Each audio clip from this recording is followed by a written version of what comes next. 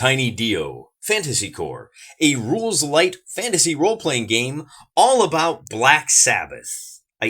Is that Ronnie James Dio? I think he's Black Sabbath, right? This is a little embarrassing. My 12-year-old plays in a Black Sabbath tribute band. Yeah, she plays the bass, and I should probably know that, but I'm not a music guy, right? I can't quote chapter and verse or chorus and verse about her hobby any more than she can mine. But here, just in case you were at all confused, it's Tiny D10, and old Mr. Dragon here is standing on the D10 just so that you understand what's going on. Now, why is Mr. Wargaming talking about a rules-lite role-playing game? I thought he had a reputation for being a total AD&D rules-is-written hardcore gaming brah. Well, he does, and with good reason. There's, that's not entirely wrong, but you've watched the channel enough to understand that we do a whole lot of gaming in a whole lot of different genres and a whole lot of different rule sets. And I think this is the kind of rule set that some of you may be interested in. I said it's rules light, but it's not no rules. There's an interesting game in here, and it's got a lot of meat on the bone, and it's a really good starting point. It might be a great game for you if you're looking to introduce kids 12 and under to the genre.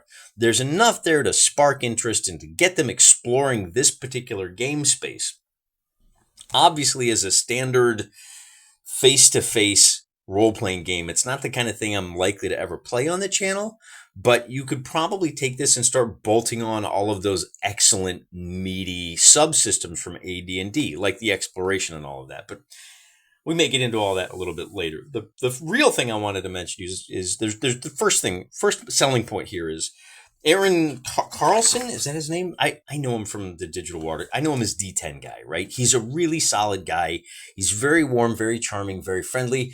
And a number of people that I trust have given this a solid recommend. And so I'm here to kind of pay that forward and just say, the people I trust, if you trust me, you might want to give this a look. Aaron is not looking to make $1 million off this. This is absolutely not some kind of weird shill. It's not some kind of grift where he just slapped some stuff together, slapped some public domain artwork on the cover, and then tried to get you to spend $25 on that.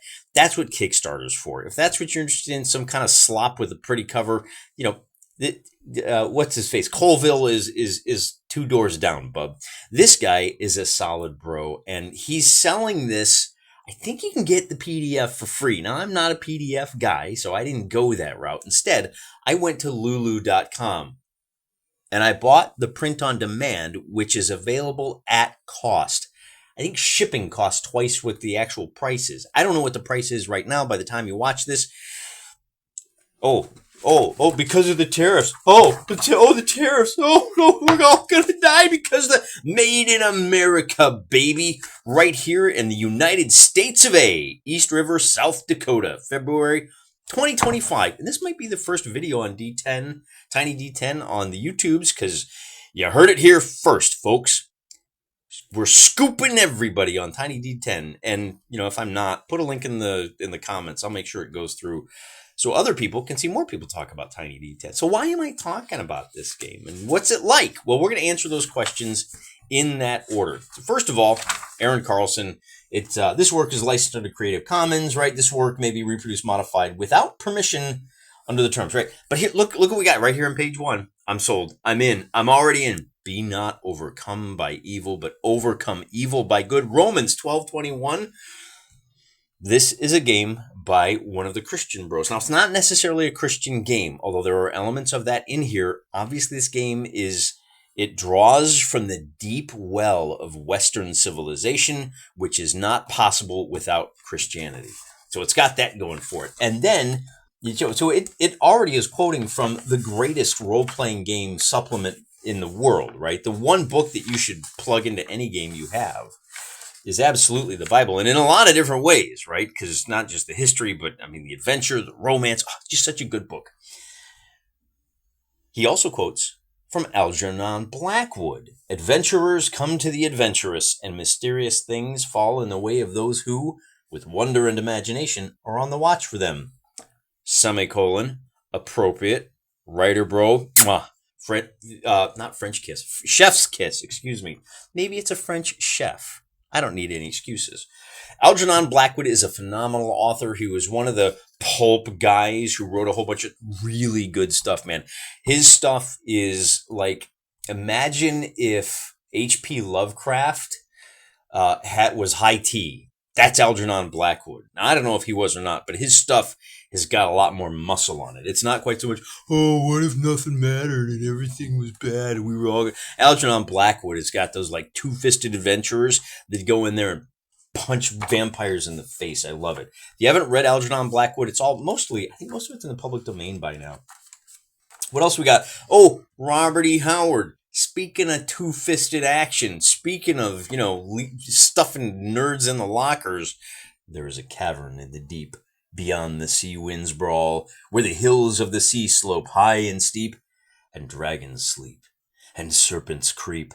There is a cavern in the deep, where strange sea creatures crawl. So, man, big ups. Man, you are just hitting all the highlights here.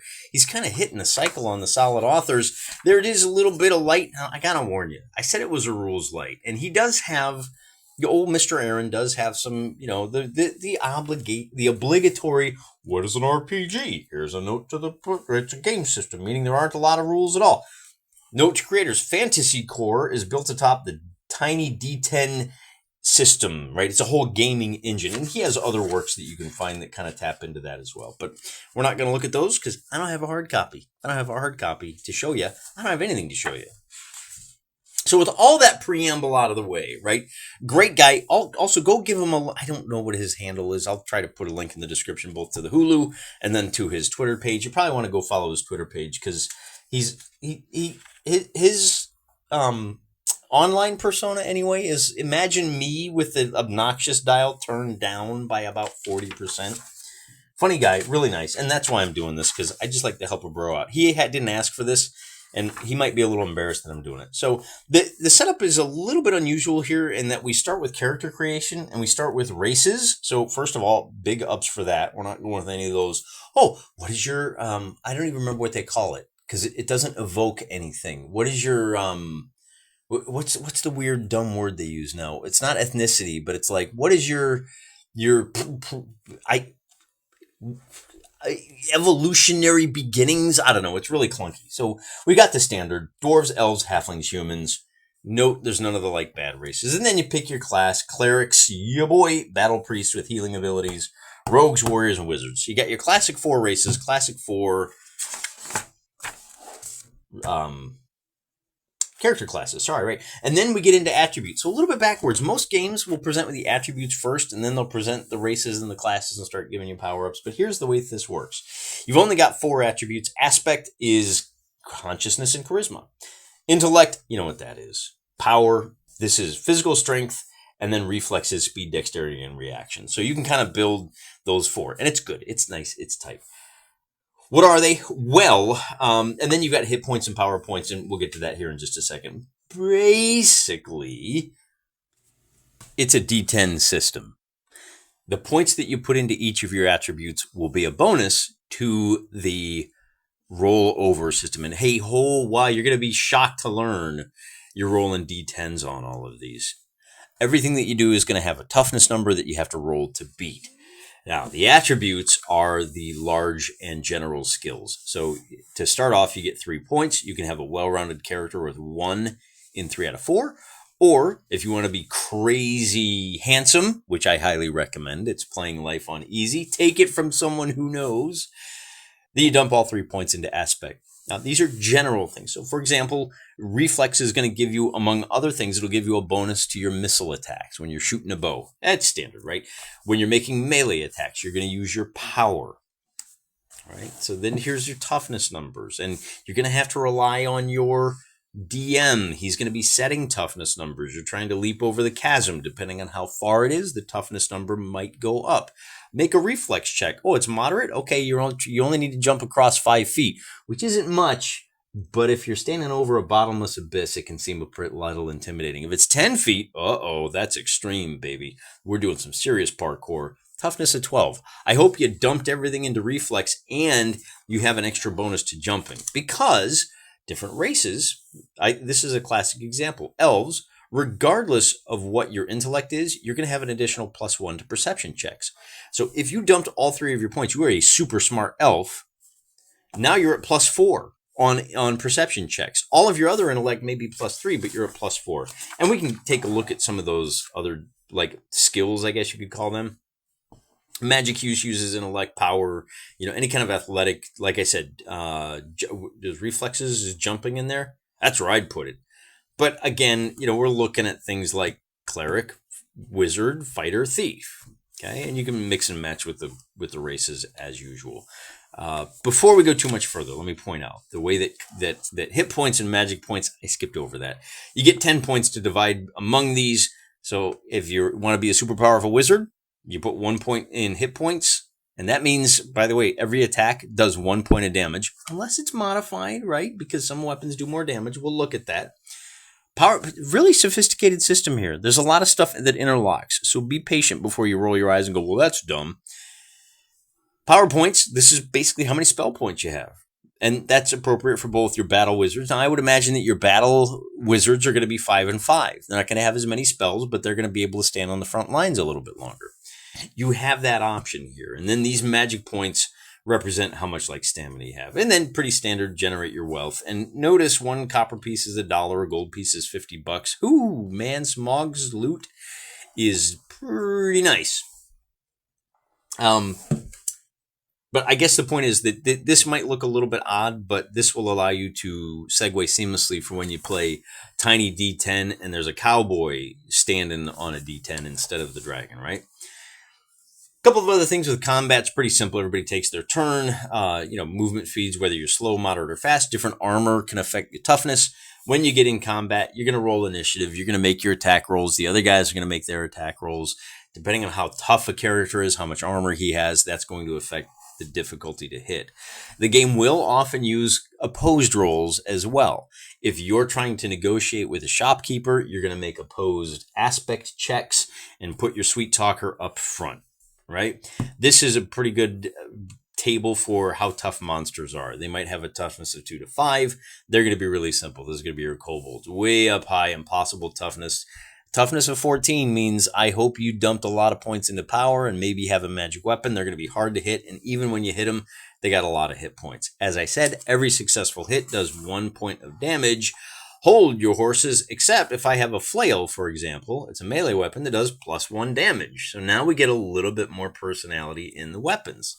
With your polearm, I'm trying to zoom in, and it's adjusting my light instead. There we go. With a polearm, you're at +2 to attack. All right, so now it's easier to hit, but I'm still only doing 1 point of damage. If I got a shield, that raises my toughness by 1. It's going to be harder to hit me, right? Ranged weapons, likewise, +1 damage for your crossbow or your hand axe, but the hand axe has a lower rate. Yeah, not so bad. The XP, you get experience points as well, and you can level up. And, so we'll just read it chapter and verse. You gain levels. Right, slinging and defeating opponents, usually 1 to 5 experience points. And when you reach 50 experience points, you become a level 2 adventurer. And that means you get another class ability. You get 2 skills. You get extra hit points, right? So you power up each time. And again, with 1 experience point per guy, you're going to have to beat up a lot of orcs to get there. So even though this only goes up to level 5, that's 400 experience points. This is going to last you for a good long while. There's a lot of gaming in this slender little volume. How slender is it, I hear you ask? Well, it only has a total of 13 pages. Wait, XII? Wait, what?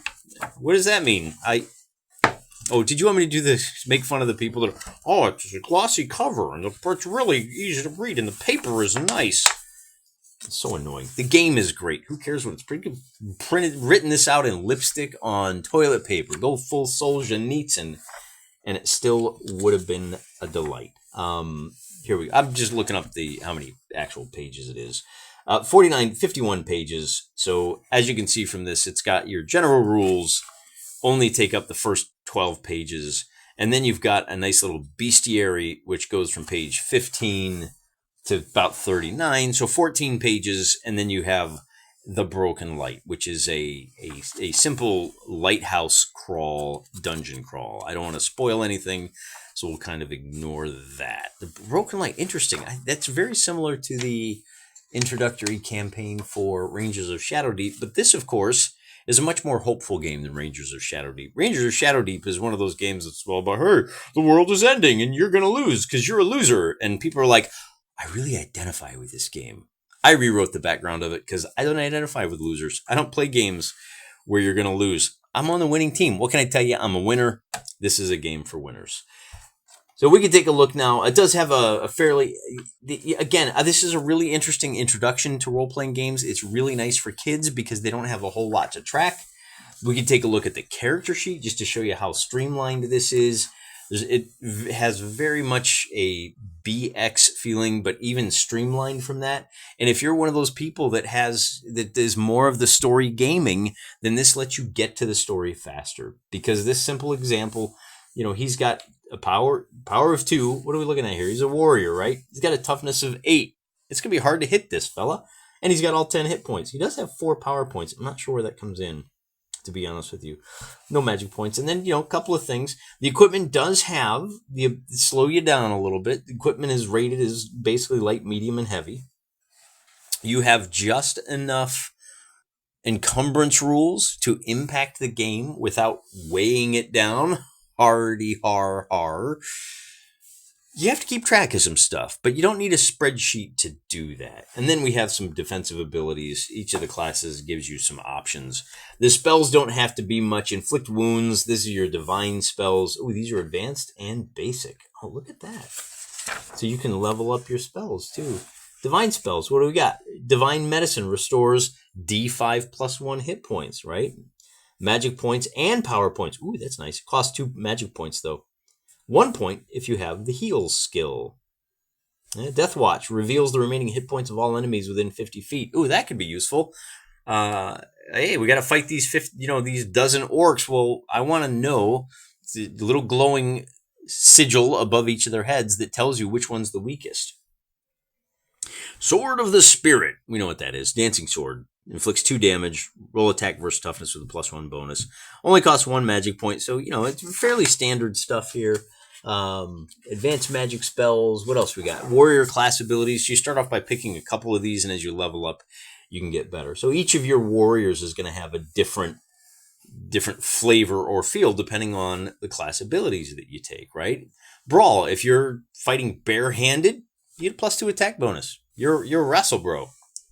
Pummel. On a melee attack of 10, your opponent falls prone. They're going to have to stand up. They're going to lose their next action. One-man army. On your combat turn, you can make melee attacks against multiple opponents. Instead of just the one, you can attack multiple times. Well, multiple opponents. You can't attack the same guy twice. Likewise, with the rogue, you've got, prying eye, discovers the target's weaknesses, +2 to all attempts to conceal, steal, or pilfer something. What kind of rogue do you want to be, right? Do you want to be a disguise guy? Do you want to be a friendly guy? Do you want to be an assassin? You can build one of those using these abilities. We do have some rules for time in the dungeon. Wandering monsters, always a bonus feature. We like that. And then I think we can get to, again, we've got locks and traps. They'll have toughness numbers you got to roll against. Oh, we have one of my favorites. We have a D10 for wandering monsters. We have a reaction check, and look at this, 40% chance of hostile. But you get bonuses with your aspect, right? In these, they roll a D10, use this. So mostly angry, but hey, if you get a 10, then those orcs you bumped into might be friendly. They might actually help you out.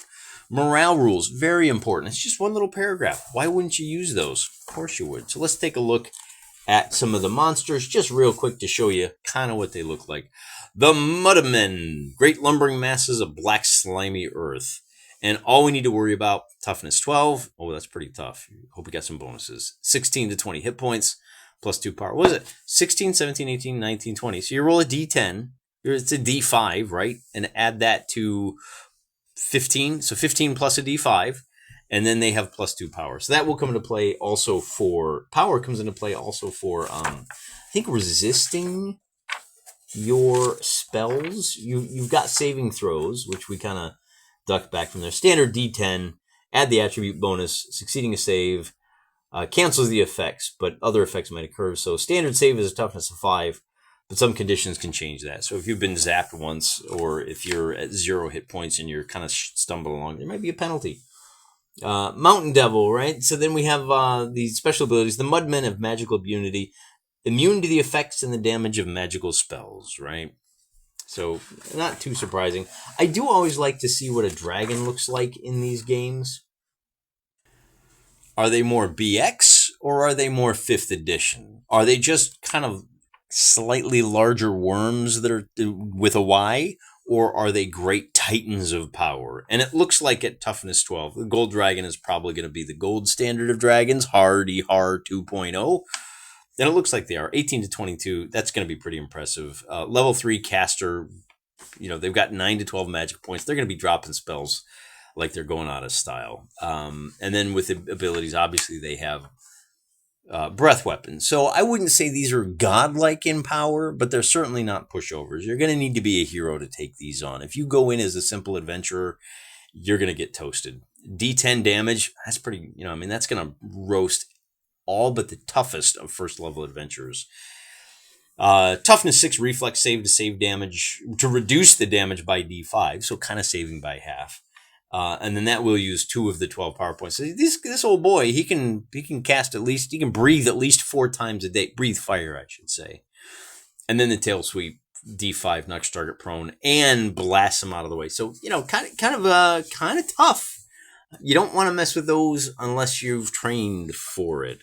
Do whites do level drain? An undead warrior with unfinished business.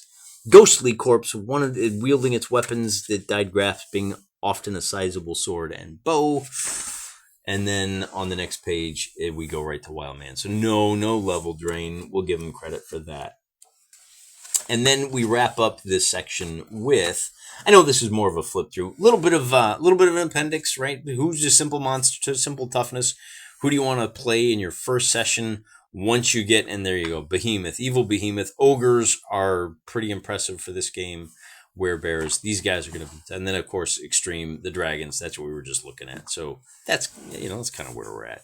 If you want to convert monsters from OSR D20, we've got little notes for that. Just a simple page of advice, 3 appendices. But Appendix C, again, I got to come back to this. The Appendix C is the Appendix N of Tiny D10. And who does he recommend you read? Well, Algernon Blackwood, Edgar Rice Burroughs, Robert E. Howard. Reference material, this is where he gets it from. Wait a minute. What D20 Pathfinder? Wow. Well, listen. No game is perfect. If this is the blemish that I can find, they actually hit D20. Oh man, I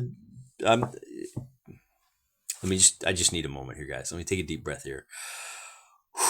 Okay, Aaron. I'll give you credit for Ancient Greece and Medieval Empire Europe. These are great books that I've never read, and I'm just making it up as I go along.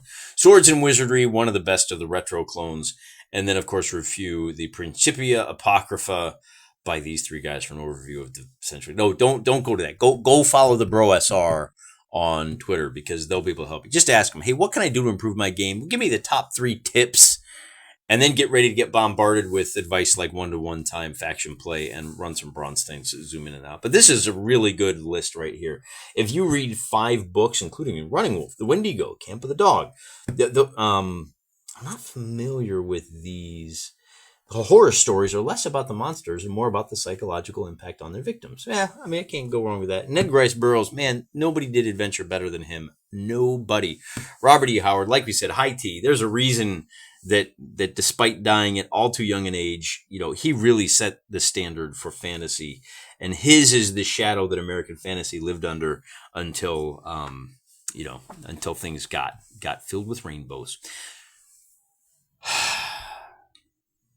I need a moment.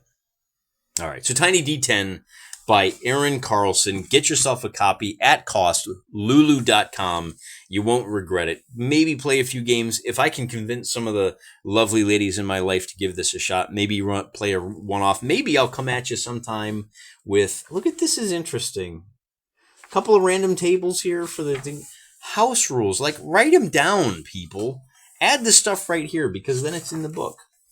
And then that completes it. For character sheets, go to, here you go. Here's the website.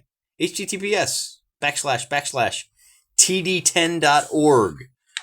Maybe I'll even remember to put like a banner up at the start of this video. Anything else I can show you as we continue our flip through? No, there's your fella. There's your square jawed. He did not forget the Giga Chad in a helmet. And like I said, who needs foreigners? Not Americans.